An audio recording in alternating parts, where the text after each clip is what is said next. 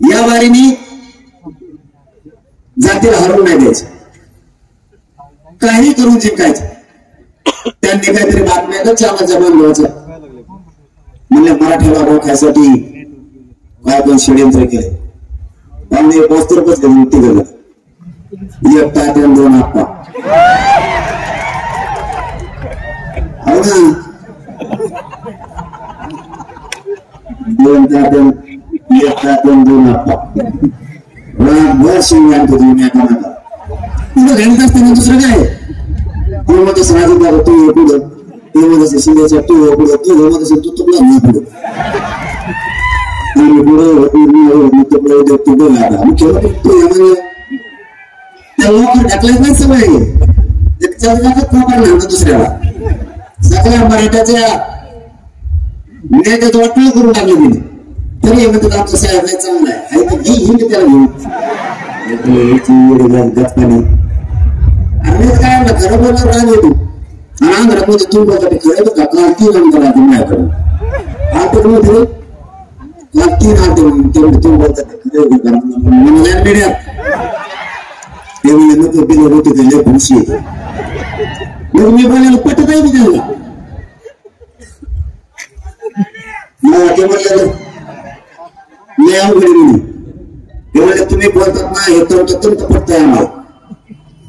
सगळ्यांनी एक एक जोड केला मी आणि जेवढे मंत्री येत सगळ्यांनी ओईटी दिली म्हणे एक एक आणि ओईटी देऊन एक मंत्री म्हणला माळीला सुद्धा लागत नाही माळमध्ये एवढा नाही घालतो ते टप्पो ते म्हणलं माळीला सुद्धा लागतो एवढी ओईटी दिली म्हणले असे हुशार आहेत त्याचा घरी आम्ही काही करायला गेलं तरी त्याला सांगत किती बेजबाबदार माणूस असा ते म्हणू शकत.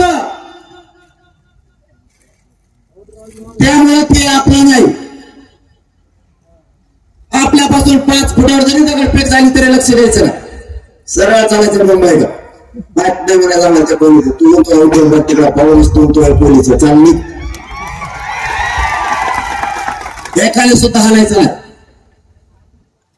भूमिका दुसरी, बीड जिल्ह्यातल्या प्रत्येक घरातल्या माणसाला घरी जायचं नाही आणि या बीड जिल्ह्यातूनच राज्यातल्या मराठ्यांना सांगतो मग बापू शेवटची फाईट आहे अशी जमून हाणायची, मराठ्यांच्या डोक्यावर आरक्षण विजयाचा खुला लाट टाकायचा, मागून फिरायचं नाही. बस झालं माग फिरा आला इथं कटाळा नाही, उपोषण करून आता फेस पाडाय शेवट फाईट आला सोडायचं नाही मैदान. काम तिसरं आणखी 2-3 दिवस हातात आहे तुमच्या.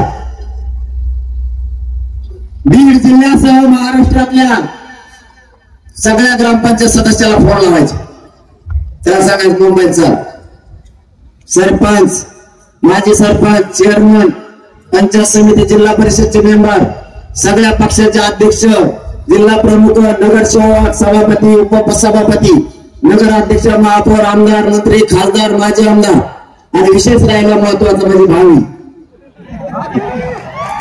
भावी आमदार भावी खासदार मेंबर भावी हा ते तर मला सोडून गेले ते आपल्या पुढे जाणार. सगळ्यांना सांगा मुंबईला चाल. तुम्ही त्यांना काय बोलू नका, तुम्ही डोळ्यावर येऊ नका. नावशिवाय तुम्हाला काम सांगत आम्ही मुंबईला गेलो माझं पण कधी फिरत आहे आम्ही महाराष्ट्रातल्या सगळ्या माऊलींनी एक काम करायचं. इकडे गल्लीत कोण येतं तर मला हौस नाही सांग त्याचा बाजारपेठ होतो पाळणाच. जेव्हा आपला नाही समाजाचा जे आपल्या आंदोलनात नाही जो आपल्या लेकरा बाळासाठी नाही तो आपला नाही